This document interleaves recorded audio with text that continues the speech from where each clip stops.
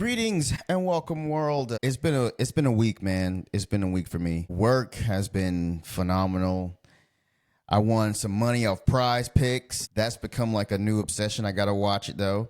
My father loved going to the casino, so in a way, it's me honoring him. But this past week, Monday Night Raw, last Saturday was the Royal Rumble. I had mixed feelings about it because of Jey Uso winning, and just because before that he was a loser. I don't like losers, cuz I really don't like losers. And tonight is AEW, and you want to know something? I'm excited for it. Now, this is not an AEW review, but I'm excited for AEW because I want to see some bad wrestling. I want to rant, and I know they're gonna give it to me because last week, that was one. But this past Monday Night Raw was the aftermath of the Royal Rumble. And we are on the road to WrestleMania. And I have to say that it's looking pretty good. I went back and I watched the Royal Rumble over again. And I got a difference in opinion now. Jey is the right choice to win the Rumble. He is the hottest thing in the company right now. The fans are behind him. Everybody is behind him. I didn't want to give it a chance because of how attached I am to Gunther. Gunther is my boy. I like Gunther because he represents that realness, that rawness, that old school beat 'em up, snug, beat the shit out of you. I don't give a fuck what you say. Fuck your dreams, your aspirations. The only thing that matters is getting in the middle of this ring and being the best. And I like that. And Gunther brings out the best in people. So if this is a way to bring out the best in Jey Uso and to introduce him to the main event now as a main event player, I'm all for it. Sign me up and take my money. Because Gunther says, if you pick me, I will beat your ass each and every week. I will put your face in the goddamn dirt. And that's what Jey Uso needs. He needs to be beaten down. You want to be in the main event spot? We're going to see if you're tough enough to get here. Now, that story is something that I like. And I'm a guy who likes story. I don't know about you. The wrestling is okay, but the story is what gets you to the wrestling.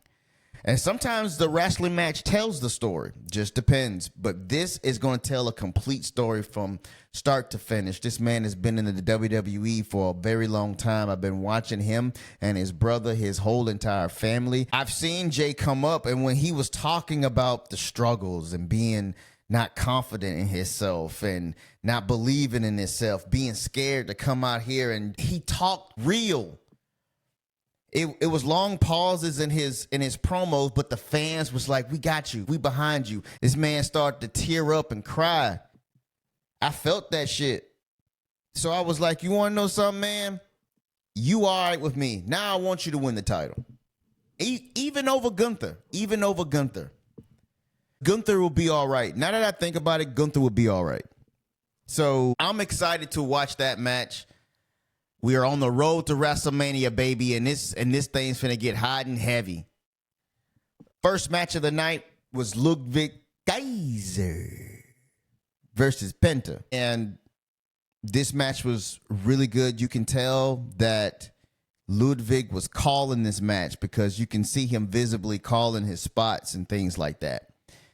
And Penta is Penta. This is the third match he's had with the company, and he has a win, and they're going to build momentum for him. I expect big things from Penta this year.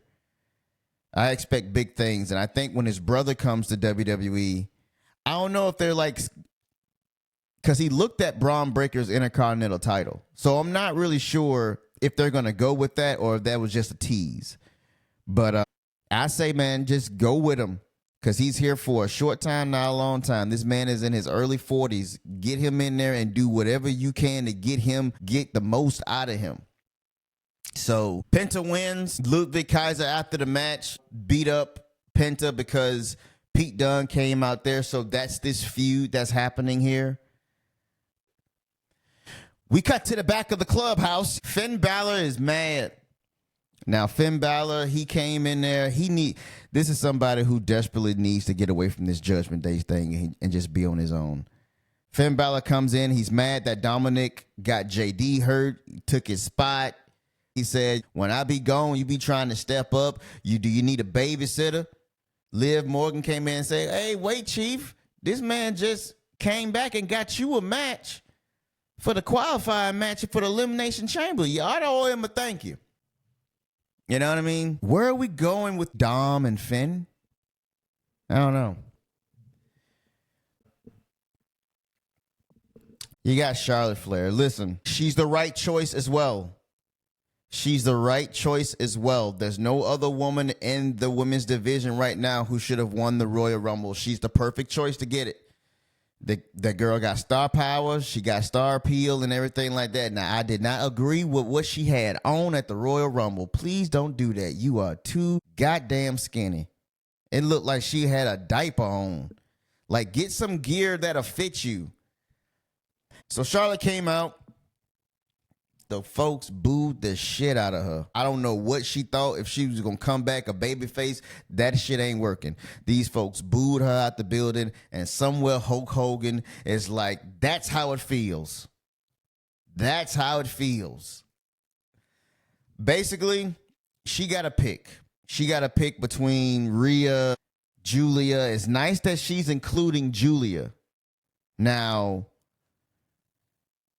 Jay ain't include Obafemi. It would have been nice if Jay would have done what Charlotte is doing, but I guess since they're like, okay, you're going to go down to NXT and stuff like that, we don't need both of our, Royal Rumble winners doing that. But it would have been interesting for Jay to go down to Orlando, and see what's up with Oba. Speaking of which, I'm finna watch NXT. And I'm going to do a review on that because NXT is going up in the ratings, Chief. Have you heard this? NXT has beaten Dynamite again. But back to what I was saying.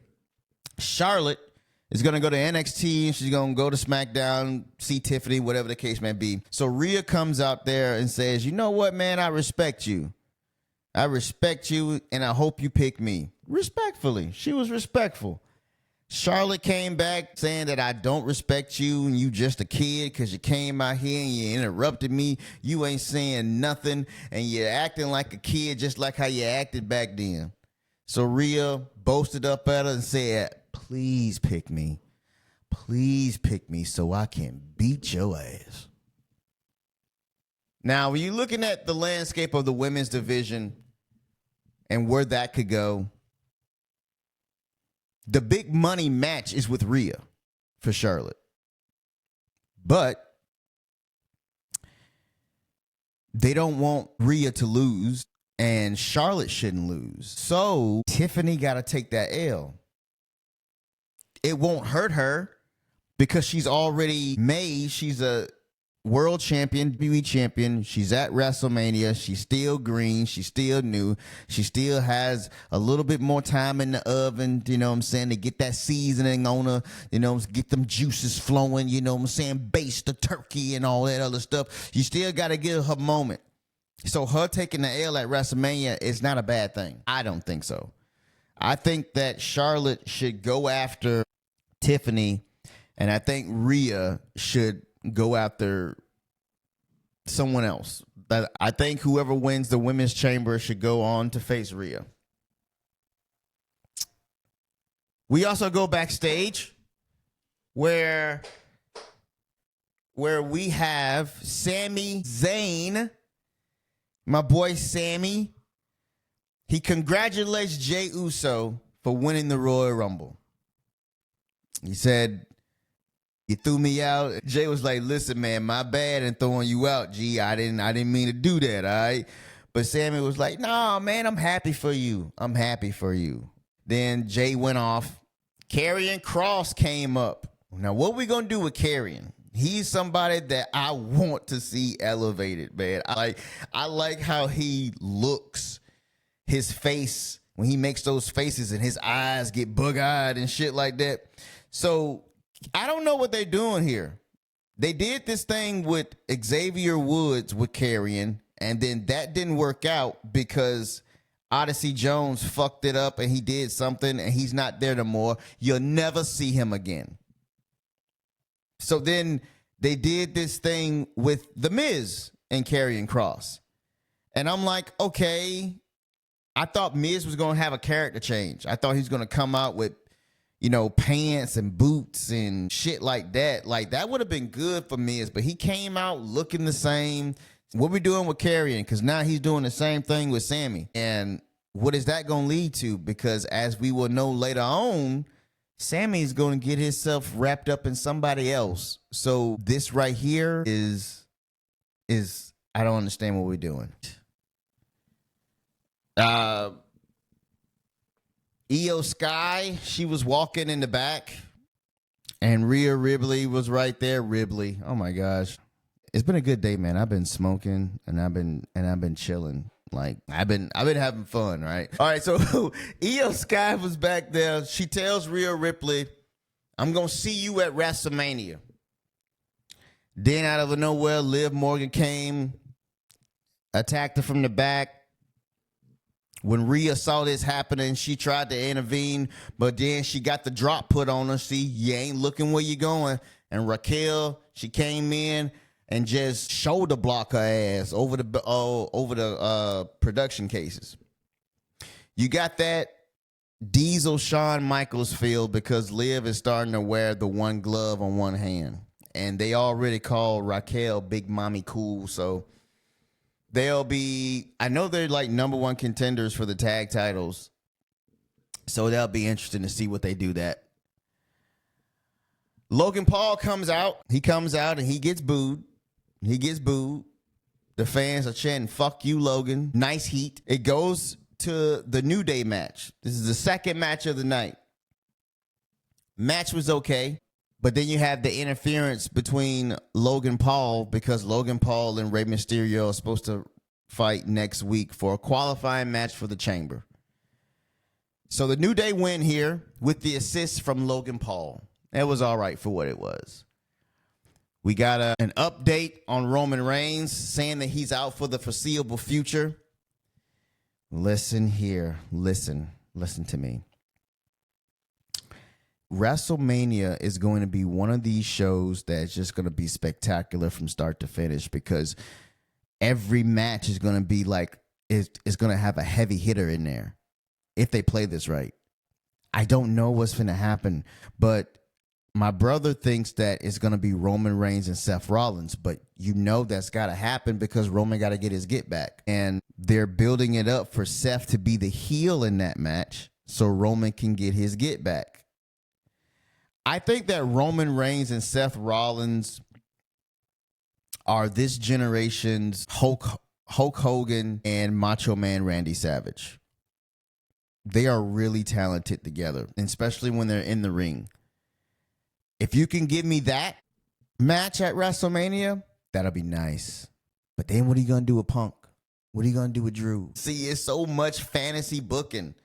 But I'm not like Tony Khan. I'm not finna go book something that I don't have no experience in. So let that sizzle in your spirit. During the break, A-Town Down Under questions Maxine Dupree for hanging around with two losers, Otis and Tozawa. I wonder that myself. I don't like losers. But I like Tozawa. I liked it when he would start doing those little dances. That shit was funny. Otis gets angry and bowls up at them and stuff like that. And then Waller tells him they are lucky they don't do business in Cleveland. So I guess that's going to be a match. But A-Town Down Under was at NXT. So like I say, I need to go see that to see how it is. But one of the reasons why I want to see NXT because I want to see what Ava is doing down there. A lot of people don't like this girl as general manager. She shouldn't be there, to be honest. It really should be Regal. But whatever. Next match is the Elimination Chamber qualifier match. Liv Morgan versus Io Sky. This match was damn near perfect. Damn near perfect. I really like this match. This is the second contender of match of the year when it comes to the women. Io Sky was doing her shit. Liv Morgan was just getting her ass whooped in this match. She was taking a beating. She got kneed in the face. It was a good match. I ain't finna break it down. I don't break that stuff down like that. I just talk about this shit. But Liv Morgan won because of a disqualification because of Rhea Ripley. Remember earlier when they had that little kerfluffle in the back? Rhea came out. Had no business coming out there. And then she hit Liv, and that caused the disqualification. And then after the match, Io was just yelling at her in Japanese. It was like, I'm sorry, but you needed help. Chad Gable is disgusted with the War Raiders. He said, y'all fucked up JD. It's y'all fault. The War Raiders was like, you know what I'm saying? We respect JD, and we do. We do, cuz. We respect that man. That was the most scariest thing I've seen besides The Undertaker doing that dive and almost kill himself at WrestleMania. That shit was scary. War Raiders put JD over saying he a real one, and y'all ain't real ones. And then they walked off.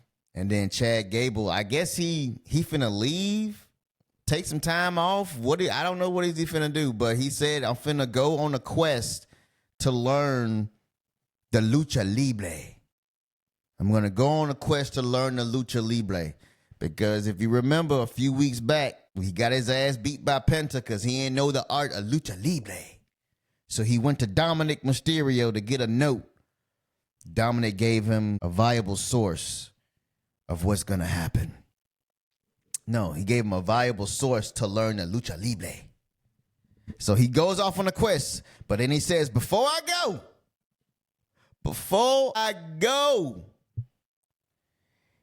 I want to see that goddamn Intercontinental Championship, and I want to see that World Tag Team Championships when I get back from learning the art of lucha libre. So we'll see how that goes. Adam Pearce is backstage, to the back again. He has an announcement. The newest member of the Raw roster is AJ Styles.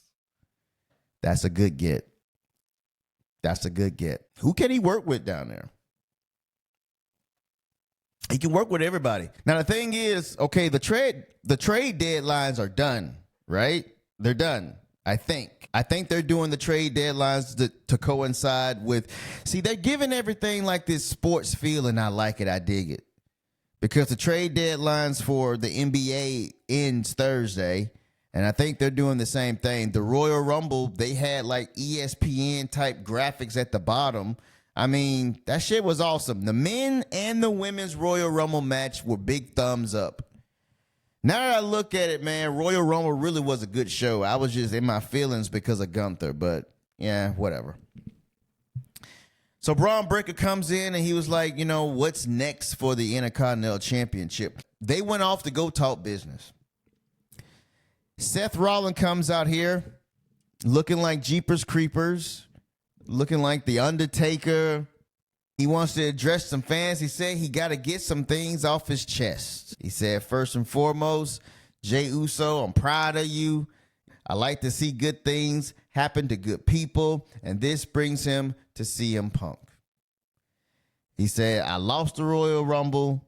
Sad, but I didn't want him to win the Royal Rumble, so it's all right. He got embarrassed by getting dumped over the top rope by that idiot Logan Paul. As from Roman Reigns, he lost the Royal Rumble and might not make it to WrestleMania because I stomped his head in the ground, and for the past 4 years, Roman has done nothing but hurt the ones that's close to him.